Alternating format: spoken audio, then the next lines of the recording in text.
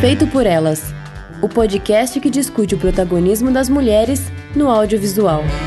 Oi, gente, eu sou Isabel Wittmann. Eu sou Stefânia Amaral. Eu sou Camila Vieira. E eu sou Kel Gomes. E o nosso programa de hoje vai ser sobre o filme Retrato de uma Jovem em Chamas. Mas antes de começar o programa, a gente queria agradecer muito a nossa madrinha Carolina Roncone, assim como os nossos demais padrinhos e madrinhas, né? Como nós falamos no nosso primeiro programa do ano e nós frisamos na semana passada no programa sobre Adoráveis Mulheres, nós estamos passando por algumas mudanças esse ano, que inclui o fato de que a rede Anticast de podcasts acabou. Com isso, nós nos tornamos um podcast independente, que vai precisar muito mais da ajuda das madrinhas e dos padrinhos para ser produzido, né?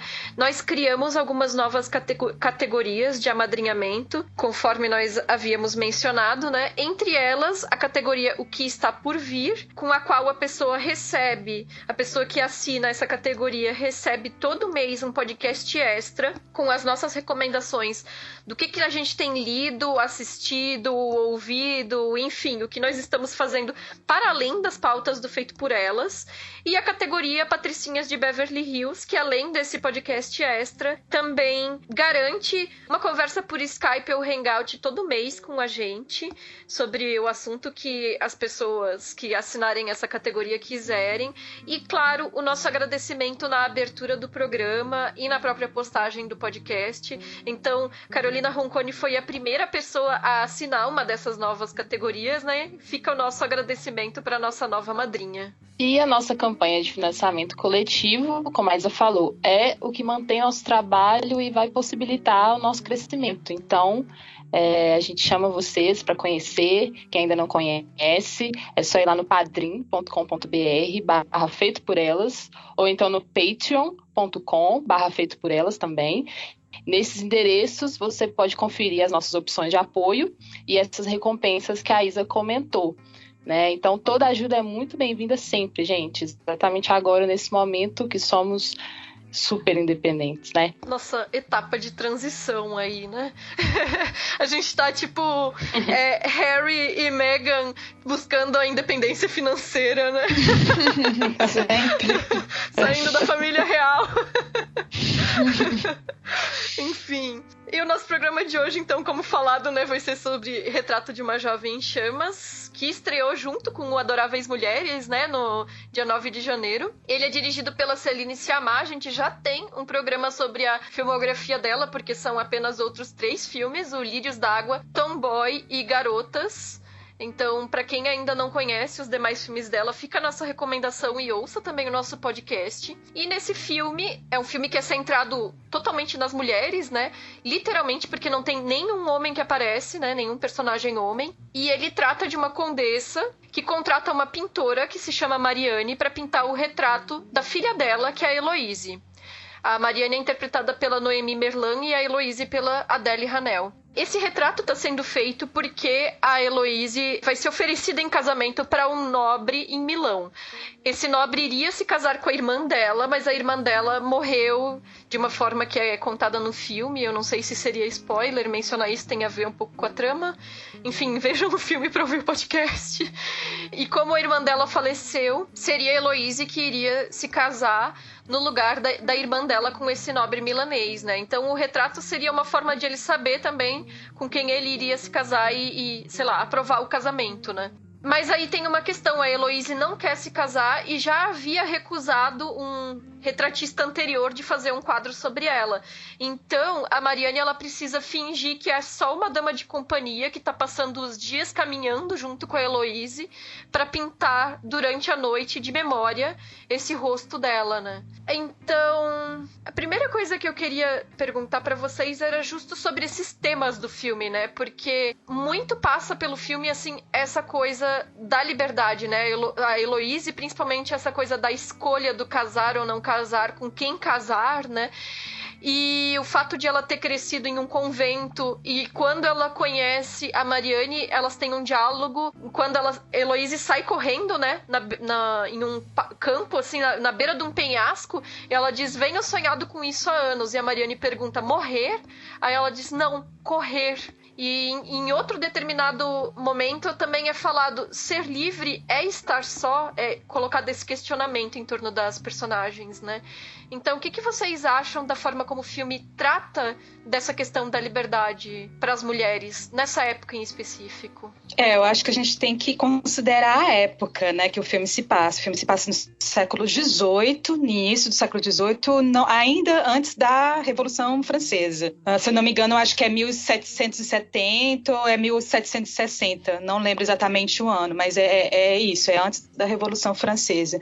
E a Céline Sciamma fez muita pesquisa histórica, né, para entender assim, qual era a condição das mulheres naquele período, né? E as mulheres francesas ali no século XVIII, elas ainda ficavam restritas ao espaço doméstico, né? Elas deveriam abdicar de qualquer desejo pessoal que não tivesse relacionado à esfera privada. Então é isso, elas tinham que se dedicar aos assuntos da casa, aos maridos, aos filhos, e os homens é que deveriam ocupar a esfera pública. E tinha duas opções para a mulher poder ter instrução. Seria no convento, que aí é o lugar onde a Heloíse teve essa formação, né? O convento, naquele período, era um lugar de privilégio para ter acesso à instrução, né? À formação. E que não necessariamente a mulher ficaria dedicada, né, à vida do lar. No convento ela poderia ter toda essa formação, instrução, que uma vida dedicada ao lar não seria possível, né? Então, dentro dos conventos se produziram muitas intelectuais, poetisas, escritoras, pintoras. Boa parte dessas mulheres, né, que produziam arte no século XVIII vem desse lugar. Então, elas ficavam livres do casamento e da maternidade e elas poderiam se desenvolver como intelectuais e artistas. E a outra possibilidade era de que, se as mulheres tivessem um pai ou irmão que fosse pintor, elas também poderiam se dedicar a isso, né? A fazer arte, né? A produzir arte. E é engraçado porque no século XVIII houve um boom, né? Houve uma expansão de mulheres artistas que elas ficaram apagadas pela história da arte, né? Você não vê falando dessas mulheres, né? E ao mesmo tempo elas estavam ali, elas eram relegadas a gêneros menos importantes, como é o caso do retrato, por exemplo. Então você vai ver muitas mulheres pintoras retratistas nesse período, e poucas delas faziam paisagens, sabe? Pintavam paisagens, porque as mulheres não era permitido sair. Elas faziam muita natureza morta, porque também eram nos espaços internos, mas elas não poderiam sair para registrar paisagem, né? A mulher era impedida de ir ao campo para fazer isso. Então é interessante quando você vê essa coisa da personagem da Marianne, que ela é uma pintora, ela tem uma liberdade, né? O futuro dela não vai ser o casamento. E aí era isso que eu tinha perguntado, porque eu não me lembrava se o pai dela também era pintor na história. Porque boa parte dessas mulheres que eram pintoras, e eram pintoras bem-sucedidas e reconhecidas, elas vinham dessa linhagem familiar. Era o caso até da Artemisia Gentileschi, que eu acho que é uma das mais conhecidas, né, do barroco, né? Eu fiz um trabalho sobre barroco, pintura barroca na faculdade 15 anos atrás.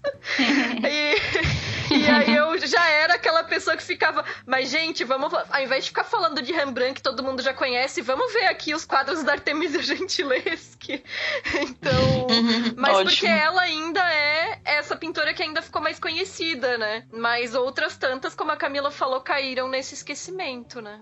E eu acho interessante a Sciamma realmente ter usado como protagonista uma pintora desse período para justamente valorizar quem eram as mulheres que estavam fazendo arte, né? Uma arte que era legitimada dentro desse contexto, né? Então, assim, tem dois tipos de mulheres aí que estavam buscando a sua liberdade no que era possível para uma mulher do século XVIII na França ter liberdade. Então, era a Heloíse que estava no convento e ela podia, né, ter acesso à instrução, à educação, coisa que numa situação de casamento e dedicação ao lar, isso seria interrompido.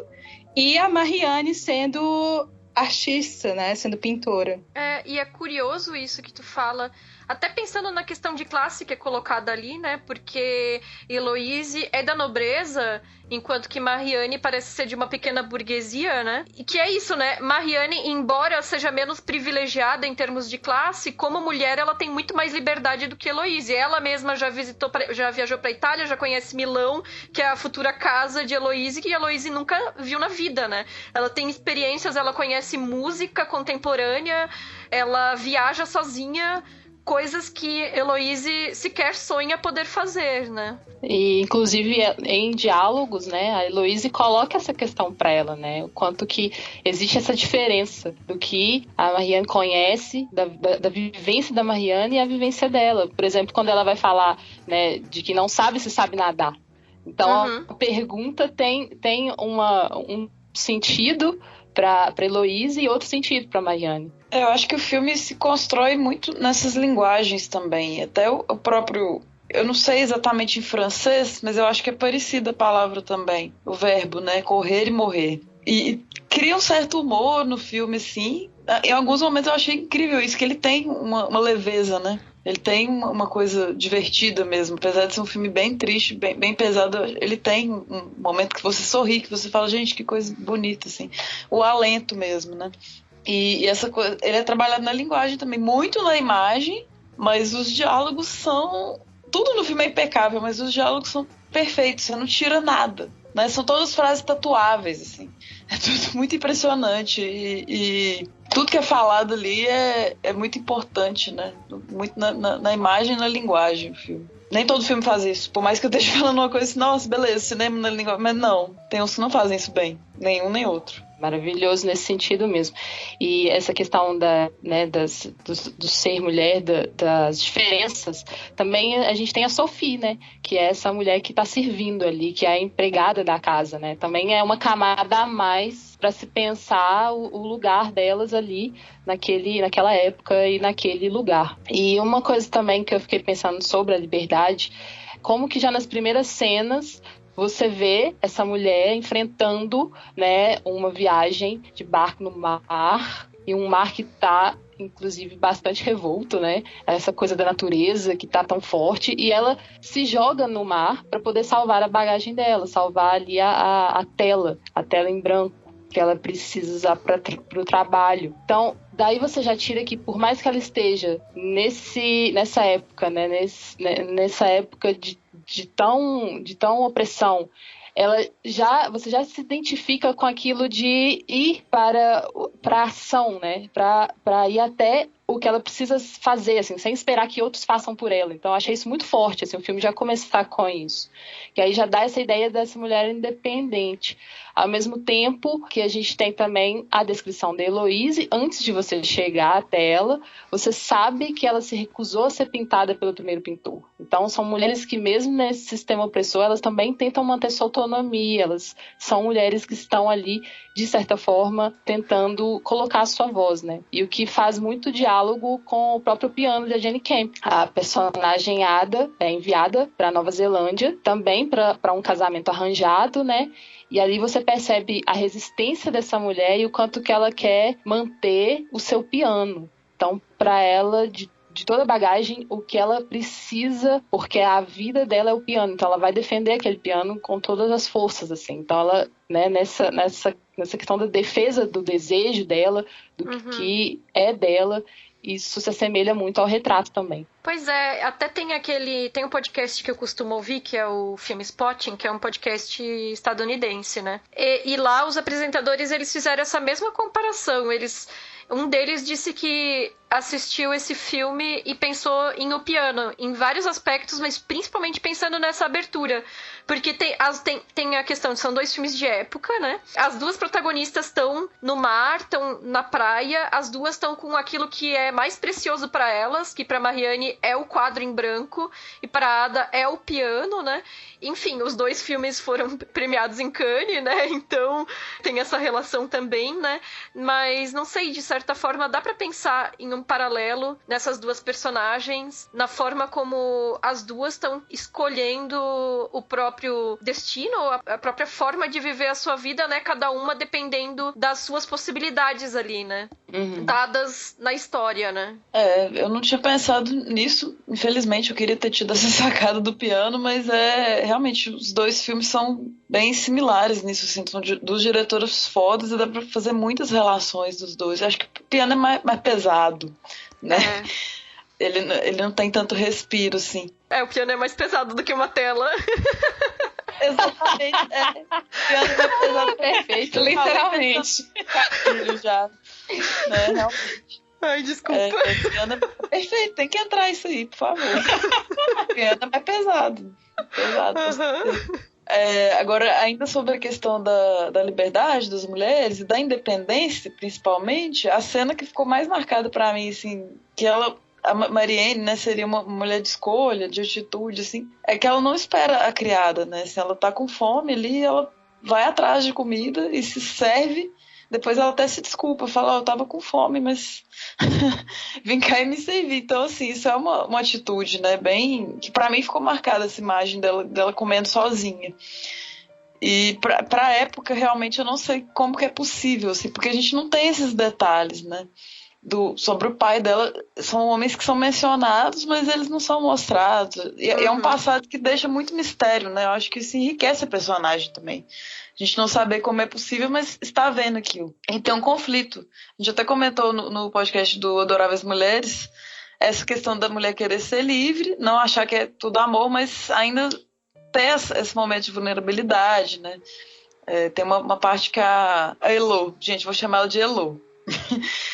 A Elo fala assim, olha, eu desfrutei da liberdade que você mencionou de estar sozinha, mas eu senti sua falta. Então é um constante, né, ter a sua solitude, ter seu momento, mas em algum nível a gente precisa das outras pessoas, né? A gente tem carências, né? A gente quer amar e ser amado também. Nossa, essa parte dela chegando e se servindo, eu tinha me chamado a atenção durante o filme, mas eu não atentei pra isso, só agora que tu comentasse, né? Eu lembrei agora do Que Horas Ela Volta, né, da Ana Mui Laerte, porque eu lembro que na época do Que Horas Ela Volta, muita gente dizia que a personagem da Camila Márdila, Jéssica, era folgada, né? Que ela se sentia em casa demais quando ela chega na casa da patroa da Val, né? Mas o se sentir em casa tem a ver com o estar no seu lugar, né? Que é um pouco o que tá acontecendo aqui, né? Ela não espera que ninguém a recepcione, sirva pra ela, enfim, aquele ali já é o lugar dela, né? Eu não sei se é uma questão nossa, assim, cultural do brasileiro, mas eu acredito que não. Assim, eu acho que ali ela foi realmente ousada. Sim, total. Né, porque, em geral, sei lá, muita gente ficaria com fome a noite inteira e não fui servida, eu não vou ousar, né? A pessoa que fica paradinha na porta esperando alguém, né? Me convide. Dá um alô, né? Pois é, e de repente a gente não precisa ser tão assim também, né? A gente pode ter mais agência nessas coisas, realmente. É inspirador. Tem um ponto do filme que eu acho que é outra questão central, além dessa coisa da liberdade, que é a memória, né? Porque o próprio quadro funciona como um registro. O próprio quadro é um momento de memória que tá ali pra sempre, né? Ou enquanto a tinta durar, né? Se não aparecer uma restauradora aí pra alterar, né? Acho que, inclusive, a questão do amor no filme tá toda na memória, né? Pra mim, assim. Exato. Porque inclusive um slogan do filme, que eu acho que é a parte que mais me comoveu, assim, que ela fala, não se arrependa, se lembre disso, né? Tem essas memórias aqui, porque as coisas passam, né? Mas como a Elo disse, nem tudo. Tem sentimentos que são profundos. Mas a gente tem os vestígios, né? A gente tem imagens que a gente guarda, tendo fotografia ou não, né? Sendo uma ilustração, ou a imagem mental que você vai ter da pessoa, que também é efêmera, né? Não é porque você tem uma fotografia ou uma ilustração que aquilo ali é fiel, né? Não é perfeito. Nem a foto é a pessoa. É sempre um vestígio de uma memória que engana a gente. Toda vez que você olhar para aquela foto, você vai ver uma coisa e aquela memória vai estar mais distante. Mas o tempo todo elas tentam prender as memórias nessas imagens, assim, né? Registrar da forma que pode. Então, a Siamá, ela usou do mito de Orfeu e de Eurídice pra trazer essa questão da memória pra narrativa, né? Então, tem esse mito que a Eurídice, da mitologia grega, né? Que a Eurídice morreu, o Hades, lá no mundo inferior, né? Permitiu que ela voltasse pra superfície, porque lá no mundo inferior todo mundo ficou comovido com o Orfeu, que queria trazer a amada de volta, enfim, tocou umas músicas lá. E aí ele disse, então vai, vocês podem voltar, pega aí aquele corredor ali, né, vai até o final, só que o Orfeu não pode olhar pra trás, porque senão ela morre de novo, e aí é pra sempre, tipo, não tem como desfazer. E aí o Orfeu, né, bora, vamos lá, vai dar tudo certo, eu vou na frente, você vai atrás, eu não olho, e aí no final ele ficou indeciso, né, se ela tava realmente ainda seguindo ele depois daquele caminho todo, e ele virou pra checar se ela ainda tava lá, né, e aí ele teve esse vislumbre dela, que desapareceu, morreu, sumiu pra sempre, né. E aí é interessante porque as três personagens, elas leem esse mito e elas discutem partindo do ponto de vista delas, assim, né, e a Sophie tem uma visão bem simples e direta, assim, tipo, Orfeu foi burro e por isso a Eurídice morreu. E é interessante que a Heloíse ela diz que não foi um descuido, não foi sem querer, que foi uma escolha poética de guardar a memória da Eurídice, porque eventualmente ela iria morrer de novo de qualquer forma. Então ele optou por guardar a memória dele ao invés de ter a vivência do romance com ela de novo. E isso é muito, muito bom pra gente pensar no que a Céline Sciamma criou ali, porque tem um momento do filme no final em que há um momento do vire-se, né? Em que Heloíse fala pra Marianne se virar, né? E que é mais ou menos um espelho desse mito da Eurídice, né? Que elas tiveram essa possibilidade do gozo, a possibilidade de viver o amor delas, de ter esse momento de alegria, de romance e tudo, né? Numa grande intensidade, mas a própria escolha da Heloíse espelha o mito, né? Ela escolhe guardar a memória e provavelmente sabendo que qualquer luta pra manter isso a longo prazo naquela sociedade e naquela época não seria possível. Então ela tem o vire-se, né? Que é a memória. Não, e a Marianne, ela é assombrada por essa última imagem da Heloíse, né? Porque isso já está anunciado. Isso iria fatalmente acontecer com ela. Então, essa assombração que vem, ela vem muito por causa disso, porque já é uma preparação para esse distanciamento acontecer, né? E eu fico pensando, esse filme não é só uma história de amor, né? Ele é uma história de amor que se desenvolve gradativamente, né? Ele vai crescendo, passo a passo, e também como você consegue manter acesa essa chama do amor pela memória, pela lembrança, né? Nossa, lindo. Ou seja, se existe uma impossibilidade de viver esse amor de uma forma plena, de uma forma duradoura, então, assim, o que resta é conservar a memória da pessoa amada. É isso, assim, a grande questão do filme é essa. Como é que você pode continuar, fazer com que o amor habite em você? E eu acho que o último plano, assistam, por favor, ouvintes, o filme, porque o último plano, eu acho que é a consolidação disso, né? Como é que você pode continuar fazendo com que esse amor habite você, mesmo com a ausência de alguém que você ama? Eu acho que essa que é a grande questão. E isso me fez me emocionar muito com o filme. Porque é muito poderoso, sabe? Muito poderoso isso. Porque às vezes a questão do arrependimento também é porque se não tivesse acontecido, né? Aí não seria tão doloroso, né? De desapegar e de seguir a vida dela, já que é uma coisa que seria um rolê efêmero. Só que o filme mostra que não, assim, eu me incomodo muito assim, com o cinismo, às vezes, que eu vejo atualmente de relações, tipo, foda-se, segue em frente, sabe? E esquece. Acho que não é por aí, assim, que tem coisas realmente muito que vale a pena assim, ser vividas mesmo, e o filme reforça isso, assim, que apesar de não ser para sempre, foi muito intenso. Acho que o mais importante é a intensidade, né? E essa possibilidade de gozo que a Isa falou também do filme, de viver isso, né? Viver o que é possível. De ter a felicidade possível ali naquele momento, as alegrias que até onde elas podem ir, né? A Elo fala um momento assim, não, seria um alento, de vez em quando, né? No meu casamento eu vou ter essa alegria, talvez. talvez não seja amor, a gente não sabe, né? E o filme é cheio dessas cenas, né, de alegria mesmo, da cumplicidade feminina das mulheres bebendo ali, conversando, rindo, lendo juntas. Aquela festa das mulheres é muito maravilhosa. Aquele canto, né, que vai incluindo mais mulheres e tudo, e a gente percebe ali a camada da bruxaria, né, de como que as mulheres, que a gente vai falar um pouco depois disso, mas como que as mulheres se ajudavam, né, naquele momento, né? Se acolhiam e os recursos que tinham para a época, né, para resolver as questões, né, muito, muito bonito.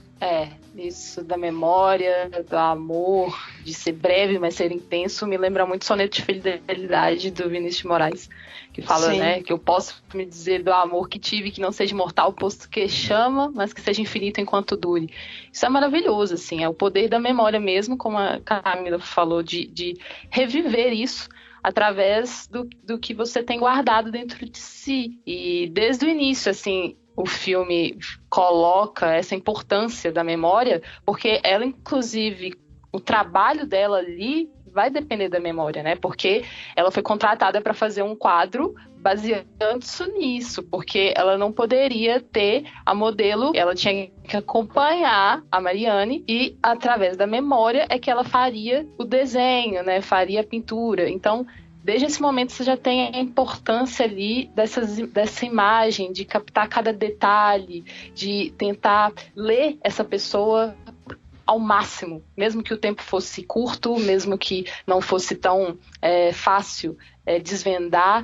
Então, no primeiro momento a gente vê que ela não consegue acessar, porque ela ainda está descobrindo, ainda tem essa desconfiança. Então, o primeiro quadro, obviamente, não vai ser satisfatório. Mas aí, com mais tempo, e como a gente comentou aqui também, que é essa coisa, né, do crescente, desse amor que vai florescendo, vai crescendo. Então, aí sim ela consegue fazer uma leitura melhor de quem ela tá amando, né, de quem ela tá observando. É muito bonito, assim, como evoca, né, a memória, assim. Eu acho que em cada pessoa que vê esse filme passa, sabe, essa importância, assim, de você pensar nos seus amores, nas pessoas, né, que foram importantes para você. Isso, sabe, liga aquela chavinha. E eu lembro de ficar muito arrepiada, né, porque o filme te coloca ali junto daquelas mulheres em olhares muito profundos, em detalhes muito, muito aquela coisa assim que o detalhe diz tanto que emociona pra caramba, assim. Então, perfeito, assim, essa questão de ligar o amor, a memória e a intensidade, mesmo que seja tão breve. E pensar também que, assim, são outros tempos, e não tô colocando em hierarquia não, tá, gente? Mas os recursos que a gente tem hoje de captura de imagem, né? De foto, de olhar a pessoa por redes sociais, né? Não é um distanciamento tão abismal igual se tinha na época, né? De ter que ver a pessoa, né, através de uma imagem de terceiros ou a distância, pessoalmente, né? É diferente a forma como de apreciação naquela época, né? A possibilidade de apreender essa imagem é muito diferente, né? É muito, talvez, mais na mente, no manual ali, no artesanal, do que por dispositivo, né? Isso é muito importante pro filme também. E aí, isso tudo que vocês falaram do olhar, né? Da forma de criar a imagem e como isso se relaciona com a memória, pra mim é o terceiro ponto do filme, né? Que o primeiro pra mim é a liberdade, o segundo a memória, né? E o terceiro pra mim é o olhar, né? Porque o olhar, ele tá posto ali o tempo inteiro, né? Primeiro, a própria Marianne fica encarando aquela tela em branco e ela hesita, né, em dar aquele primeiro traço de carvão, porque é como se o primeiro passo é um pulo no abismo mesmo, assim, né? Aquilo que vai ficar marcado pra sempre ali na tela quando tu começa a pintar, né? E depois todo esse processo, como a Kel falou, de que ela tem que pintar de memória, então elas estão naquele jogo em que cada uma observa a outra, né? Tanto que depois que Heloise já sabe que Marianne é uma pintora e elas começam a posar do jeito convencional, né? Ela até questiona a Marianne, o que você acha que eu tava fazendo enquanto você tava me olhando? É claro que ela também tava olhando a Marianne, né? E tem é um processo de duas mãos, assim, né? De ida e volta, o olhar e ser olhado, né? E aí, e é esse olhar que cria intimidade, né? Porque o primeiro quadro não ficou bom, porque a Marianne ainda não conhecia de verdade a Heloise e ainda não conseguia captar a intimidade da Heloise, expressar os sentimentos da Heloise no seu quadro, né? Então, o olhar e ser olhada também é o conhecer e ser conhecida. Então, é nesse processo todo que se constrói o bom retrato, porque o retrato ficou bom no final, porque era um retrato que expressava tudo que estava posto ali. O relacionamento que as duas construíram uma com a outra, né? E tanto que existe uma diferença enorme também entre o retrato que é o posado e os esboços que a Marianne faz enquanto Heloise tá dormindo, assim, né? Que é uma coisa muito mais íntima, muito mais próxima. E também é a forma como Heloise posa pra ela, colocando um espelho cobrindo a vulva, né? Porque é aquela coisa assim, né, de tipo, você tá se vendo em mim, você tá se vendo no meu corpo, a gente tá descobrindo uma o corpo da outra nesse movimento também mútuo, né? É o olhar, é o toque, enfim, tá tudo junto ali, né? Os corpos, os olhares. E eu sempre lembro do Didi Huberman, que é um teórico de imagem, basicamente, né? Que tem O que Vemos e o que Nos Olha, que é um livro dele, que fala dessas questões mesmo. De olhar e ser olhado, obviamente. Porque é um espelhamento, né? É perfeita aquela cena ali, porque é uma delicadeza, né? De serem dois corpos femininos, né? E esse me lembra em alguns momentos também, Me Chame Pelo Seu Nome, por esse detalhe de também do masculino e do espelhamento no nome, né? Mas aqui é mais na imagem. E eu acho muito interessante como é que a Elo se coloca na pintura, assim.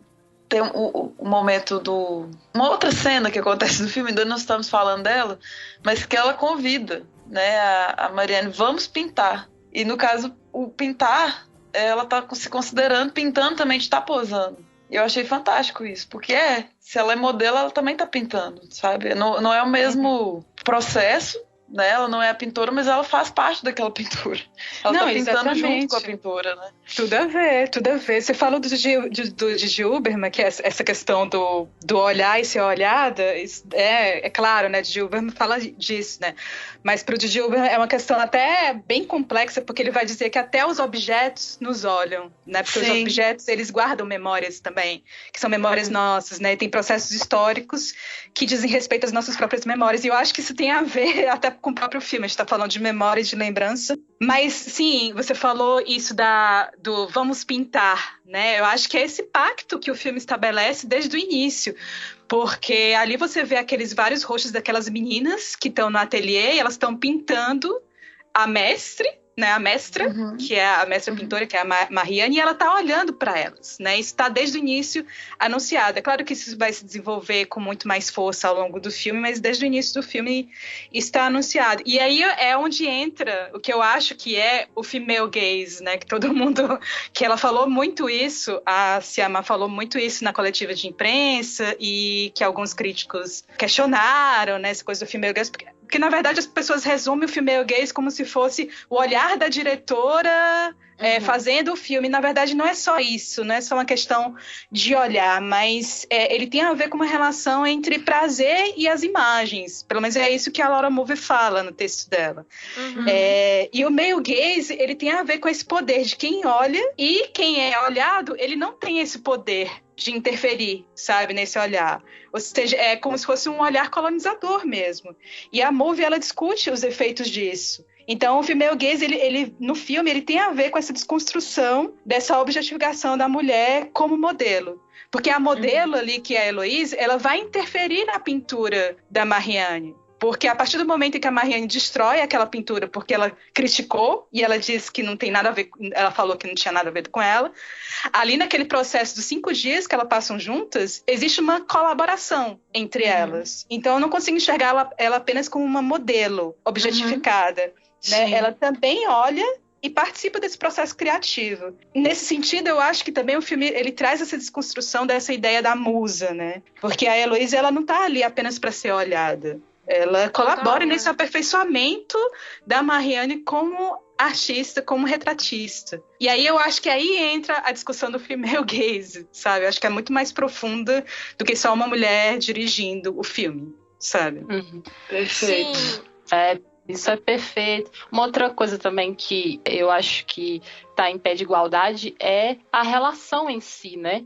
Porque se, ao mesmo tempo, elas estão criando, né, co-criando essas pinturas, essa relação também. Então, eu gosto que se estabelece uma relação de igualdade. Não tem ali alguém a ser conquistado, alguém a ser seduzido. É uma sedução recíproca. Então, é muito forte, por exemplo, quando ela vai falar, né, que dos gestos. Ela começa falando dos gestos da Heloise e começa falando o que aquilo é revelado para ela. E aí, ao mesmo tempo, a Marianne também vai dizer dos gestos que são revelados para ela. Então, isso eu achei, caramba, que ótimo, porque é um processo de sedução de igualdade, sem uma lógica de poder de uma sobre a outra.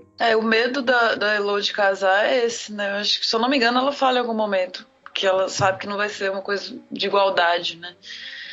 E ali elas têm total liberdade, elas estão cúmplices mesmo da outra, sinceras uma com a outra o tempo todo, assim, sobre o que estão sentindo e tudo mais. E eu não tinha tido esse insight até a gente conversar, mas no primeiro quadro a Marianne não estava se sentindo olhada, né? Se ela estava sendo olhada, ela não estava se sentindo. Então talvez por isso ele não tenha ficado tão bom, né? E por tudo que a gente discutiu, por não conhecer tanto, mas não era, ela tinha a memória falha, né? E apenas idealizada, apenas a imagem, né? Não conhecia tanto o objeto dela, né? Sim, e sobre essa questão do female gaze, a Camila até tinha enviado pra gente um vídeo que é a própria Celise Siamar respondendo a um jornalista sobre essa questão, né? Eu postei esses dias no nosso Twitter. Vou deixar linkado na postagem do programa pra quem quiser assistir. Infelizmente tá em inglês e não tem legenda, então não tá completamente acessível. Mas é uma discussão que é bem interessante, né? E meio que foi expandida essa semana aqui no Brasil por causa da crítica, né? A Marina Persson fez um texto em resposta ao Inácio Araújo, que teceu uma crítica negativa ao filme, né? Chamando de romance lésbico, que só salva pelo final, basicamente, nas palavras dele, né? E a Marina Persson fez uma resposta onde ela ressalta o problema que é, basicamente, como se, assim, os homens da crítica não estão abertos para assistir esses filmes, né? E eu tinha manifestado um pouco uma preocupação no Twitter, que era que essa discussão se tornasse essencialista, no sentido de dizer que há um olhar essencialmente masculino e um olhar essencialmente feminino, como se mulheres fazem filmes de mulheres e homens fazem filmes de homens, e os homens da crítica não conseguem enxergar os filmes das mulheres sem levar em consideração justamente essas construções históricas que criam o que, como a Camila citou, a Laura Mulvey chama de male gaze, né?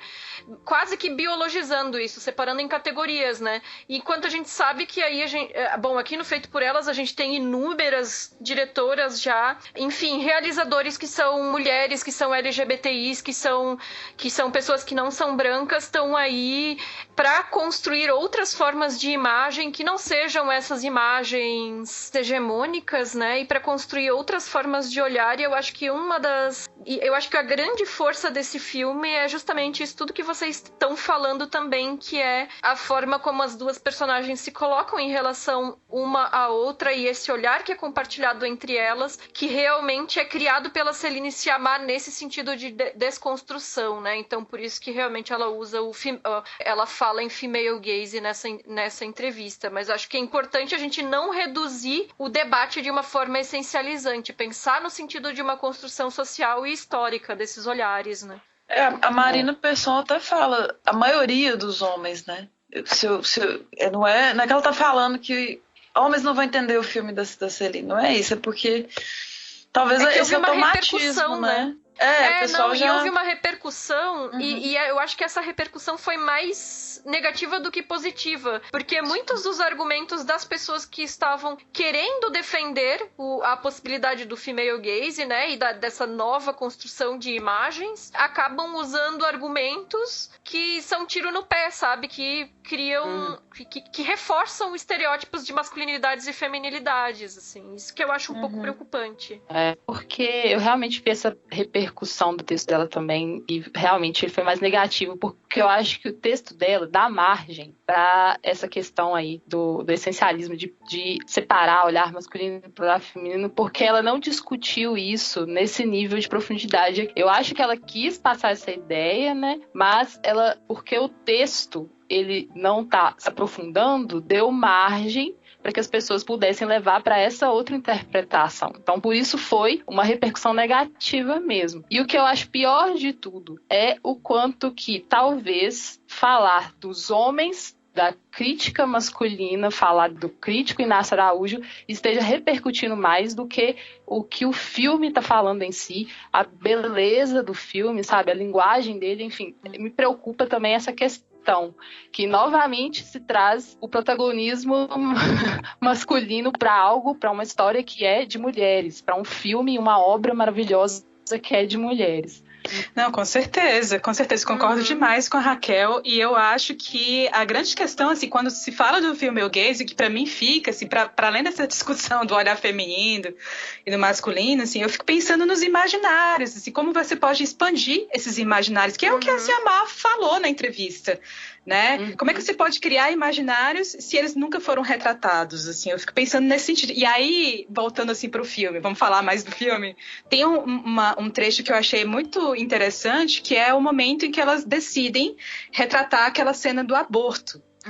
Porque isso não, esse tipo de imagem não existe no campo principalmente ali, né, século XVIII, porque era uma imagem interdita, né, e essa decisão delas de abordar isso na pintura é uma forma de criação de imaginário também. Eu queria ouvir um pouco mais vocês sobre essa temática do aborto, que aparece com muita força no filme, e sobre a personagem da Sophie, que ali é como se fosse uma ponte para elas interagirem nesses momentos, assim, que são os mais belos de sororidade do filme. Eu queria ouvir muito vocês sobre essas duas coisas. Camila, essa colocação sua me ajudou a entender, inclusive, porque ficou no esboço, né? Assim, ela tá criando a imagem ainda. Não mostra o quadro finalizado. A gente vê o contorno da cena. E eu fiquei intrigada com o porquê dessa escolha, assim. A não ser que eu perdi, porque eu queria nem piscar enquanto eu vi o filme. Eu acho que eu não perdi, mas eu lembro de mostrar a pintura em construção, né? Então, construindo uma imagem de um aborto que realmente não existe, não era feito e acontecia, claro que acontecia, né? E a urgência que a Elo teve de retratar isso, né?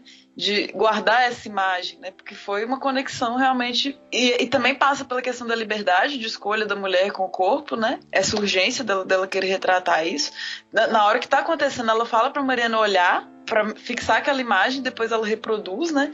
Então é reforçar como que isso é importante para a mulher mesmo, historicamente. A forma como foi feito também no filme, eu fiquei muito abismada, porque tinha criancinhas do lado, né? E assim, aí eu fiquei...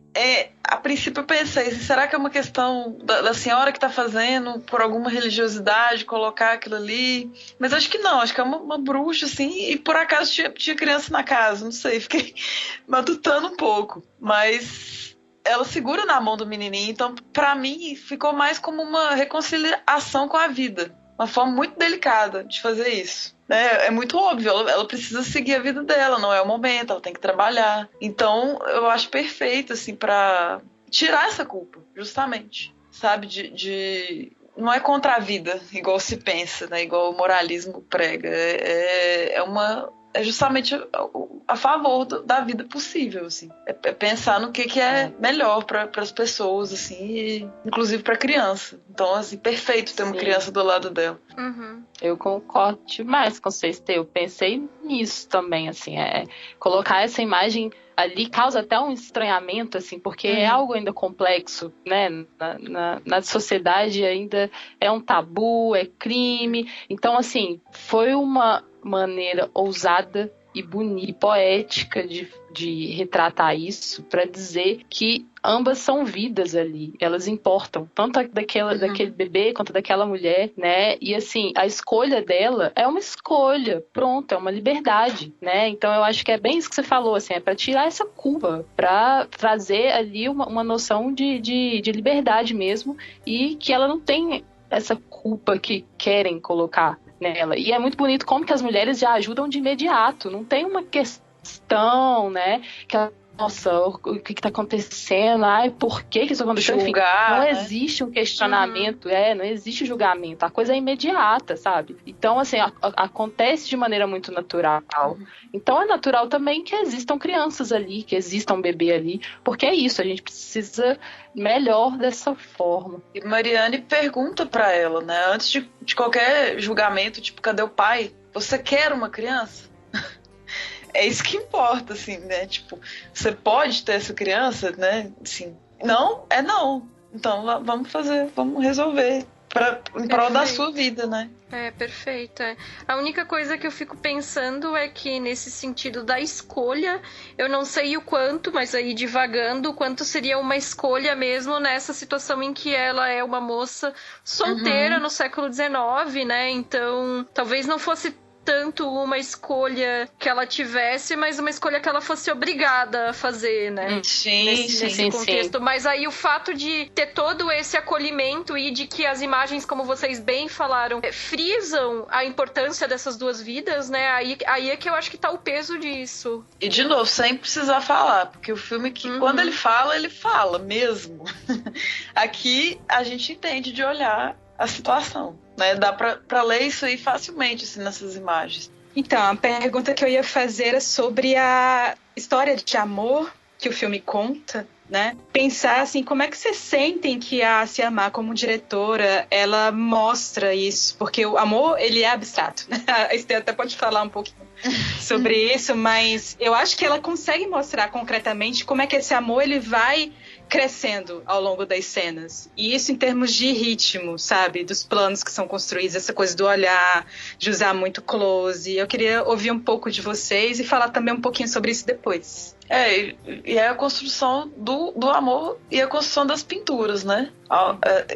Do esboço, né, dos primeiros traços ali até uma coisa mais concreta e a vivência que passa por tudo aí.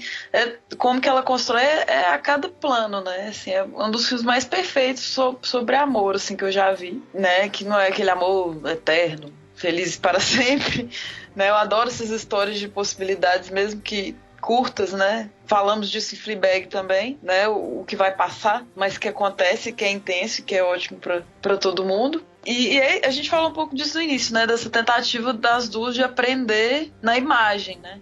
Da lembrança, que não é uma coisa que você pode confiar. A Susan Sontag também fala disso. Acho que no sobre fotografia, que aí já é outras técnicas, mas mesmo assim, mesmo sendo uma foto, a gente não pode confiar, né? A pintura também não é a verdade que está ali. É subjetivo o olhar que você vai ter para aquela produção, né? Mas é a forma que elas têm de registrar, assim, o amor na memória. É o amor possível para elas. É uma memória escorregadia, mas nessa construção mesmo, desse esboço que vira um quadro final. Acho que é essa metáfora que a Se Amar fez, assim. Que se confirma muito na página 28, né? Não vamos falar tudo sobre isso, mas ali é o insight que ela tem, que ela fala, cara, pode ter, ela tá em outra vida, eu tô em outra vida, mas foi real, isso aconteceu, isso foi, né, isso foi recíproco, de certa forma, né, ela também pensa em mim, ainda pensa em mim, ou enfim, vai pensar para sempre, vai ter essa memória como a forma possível de manter esse amor mesmo, né? Porque é efêmero, só que não, né? Passa, mas tem coisa que não passa. Tem coisa disso que vai ficar de uma forma ou de outra. Eu vejo que eu vejo a diretora assim, sublime no aspecto de como mostra esse amor crescendo, assim, né? Que acompanha, a câmera acompanha, pra mim, assim, exatamente como que vai se construindo a relação delas, assim, né? Primeiro, a câmera persegue a Heloise, ali você tem o pescoço dela, né, durante um bom tempo. Então é esse mistério ainda, são as costas. Depois ela vai se revelando, tem aquele plano muito bonito, né, que ficou conhecido como o plano persona, né, dessa coisa dos rostos que se justapõem. Aquilo eu acho incrível, porque é um momento em que uma olha depois a outra. Então essa dinâmica da descoberta de uma maneira simples, né, resolvida na imagem, assim. E que traz um certo humor também, porque o amor também é muito disso, tem esse humor, tem essa leveza. Então eu acho que a câmera, né, e os enquadramentos, eles acompanham esse crescente do amor ali, ao mesmo tempo também que quando vai ficando cada vez mais intenso e mais difícil de esconder, eu me sentia assim, como se eu estivesse me apaixonando junto delas, porque em vários momentos eu ficava sem ar, porque é quando a câmera tá percorrendo ali aquele decote, tem aquela coisa do toque, como a gente já comentou muito também, o olhar que muito profundo, né, e às vezes também ressabiado. Então, assim, é nos detalhes. Para mim, ela constrói o amor nos detalhes e também nessa presença, assim, né, que tá muito forte. E a explosão também, porque, por exemplo, naquele momento que elas se reúnem, né, que elas estão naquela festa, e aí, de repente, surge essa música maravilhosa, esse cântico, que isso ficou na minha cabeça durante o dia inteiro. Eu amei aquela música, e eu acho que esse momento marca, né, uma ruptura ali, que até então elas estavam, né, entendendo os sentimentos. A partir daquele momento, a coisa explode.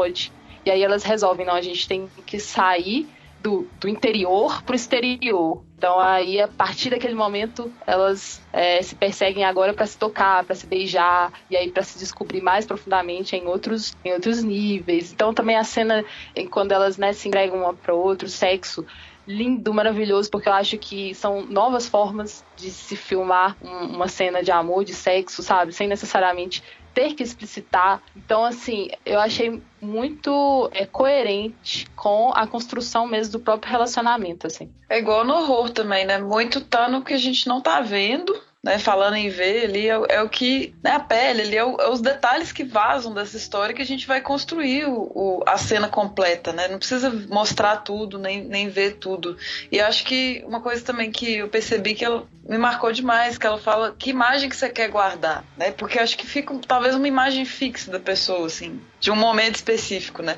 E ela escolheu aquela e ela pintou ali e tal, mas a imagem que a Mariana escolheu é a menina em chamas, né? É o quadro que tá lá na sala de aula dela depois. Foi a imagem que ficou marcada, talvez a imagem preferida dela, da Heloise, é aquela que ela retratou, né? Um céu, a imensidão do encontro todo e só ela ali, on fire, né? Pegando fogo. Sim. E tem uma coisa nisso que a Kel falou do sexo que eu acho que é, assim, fundamental, porque a Céline Sciamma, ela sempre trabalha com o corpo nos filmes dela, né? Às vezes com questão de gênero, às vezes com sexualidade, mas o corpo tá muito presente, né? E eu acho que pensando justamente nessas novas formas de construir esses imaginários, como ela coloca, a construção das cenas de sexo dela são muito interessantes, porque ela foge completamente de uma lógica heteronormativa, penetrativa, de usar pouco o corpo, explorar pouco o corpo para a imagem do sexo, né? O que ela constrói é uma cena de sexo que usa o corpo inteiro, né? Então tá ali, não tá só a genitália das personagens, não tá só os lábios das personagens, mas assim, é braços, é pernas, as axilas fazem parte da cena de sexo, né? Então ela tá pensando em um erotismo que é um erotismo muito fora dessa lógica normativa, né? Então eu tô fugindo um pouco da pergunta da Camila, mas porque eu acho que vocês já responderam muito, assim, que é essa construção do amor passo a passo, né? E principalmente da proximidade da câmera, a câmera muitas vezes emulando o olhar das personagens, né? Porque é aquilo que a gente já falou, né? O olhar como o descobrimento, né? Mas eu acho que a expressão física do amor também é importante nesse sentido, porque ela tá construindo novas formas de a gente ver o sexo nesse cinema, né? Enquanto a gente tá acostumado em umas cenas de sexo que são muito padronizadas, a cena de sexo que ela constrói é outra, né? Mas eu acho que você não fugiu da questão, não. Exatamente. Eu acho que você está totalmente dentro, porque isso diz respeito também a não representar esse sexo imediatista. Porque se a gente está falando de um amor que cresce, né? De como filmar esse crescimento desse amor, desse desejo, e aí eu fico pensando mais na dificuldade de trazer isso para as emoções das atrizes, porque... E até pensei, assim, assistindo o filme, e eu acho o filme super rigoroso e preciso, sabe? Nessa questão do ritmo, do plano. É um filme que também tem muito campo contra campo, né? E às vezes pode ficar até chata essa ideia, né? Campo contra campo, mas ela consegue dar um ritmo muito bom pro filme. E eu fiquei pensando em como trabalhar isso no ponto de vista do emocional das atrizes, porque me perguntei se essa filmagem ela aconteceu cronologicamente. E aí fui ler algumas coisas, algumas entrevistas que a Cia ela disse que não, que foi uma filmagem descontínua, né? As externas foram filmadas primeiro, porque tinha uma questão de locação, e depois foram as internas. E aí ela até falou disso, ela falou que precisava direcionar as atrizes para determinados estados emocionais que tinham a ver com esse crescimento ao longo da narrativa do filme. Então era muito associado isso do roteiro, que o roteiro pedia, e o roteiro tinha lá o passo a passo, sabe? Então, nesse momento aqui, essa personagem está no passo 4 da emoção que ela tem que sentir em relação a Luiz. Então, era muito preciso mesmo. E eu acho, e você assistindo o filme, você consegue perceber essas diferenças de emoções nos rostos delas mesmo, sabe? Total. Sim. Isso como é difícil, sabe? Nossa, demais, assim. E é uma precisão, porque por mais que tenha um rigor, a gente vê que tem um rigor estético e artístico em todas as composições, assim, do filme, né? Mas por mais que tenha esse mesmo rigor e esse mesmo rigor de roteiro, como tu falou agora, né, Camila?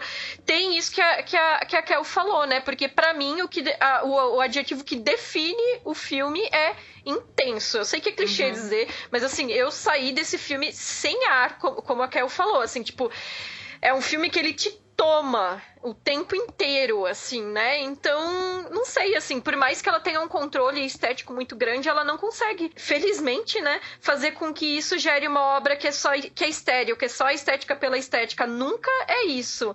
É uma obra que é intensa o tempo inteiro, né?